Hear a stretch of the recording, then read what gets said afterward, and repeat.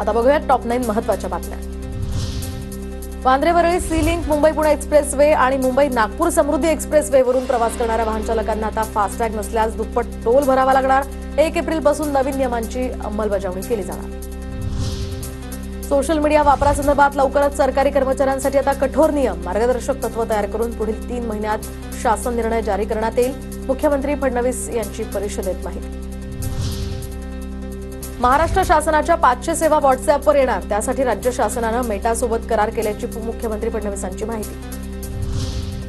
देशभरातील बँका मार्च एंडिंगलाच संप पुकारणार, तर बँकांचे 8 लाखांहून अधिक कर्मचारी 24-25 मार्चला संपावर।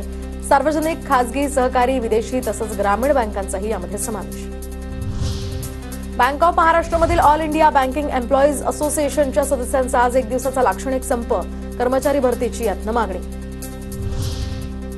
यजुर्वेंद्र चहलच्या घटस्फोट याचिकेवर आज सुनावणी। यजुर्वेंद्र चहल आणि त्याची पत्नी धनश्री वर्मा यांच्याकडून 5 फेब्रुवारी रोजी घटस्फोटासाठी अर्ज दाखल। आमदार महेंद्र थोरवेंच्या मध्यस्थीनंतर आता माथेरानकरांकडून बेमुदत संपाचा निर्णय मागे। माथेरानमधील फसवणुकीचे प्रकार रोखण्यासाठी दिली होती बंदची हाक।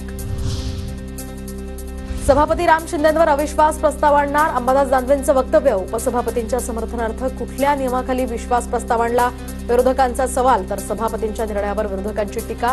नियमाला धरून नाही, शंभूराज देसाईंचं यावर प्रत्युत्तर। अमानुष मारहाण प्रकरणी दादा खिंडकर आणि ज्योतिराम भट्टेंच्या पोलीस कोठडीमध्ये 2 दिवसांची वाढ। मारहाण प्रकरणातील 3ऱ्या आरोपीला सुद्धा अटक।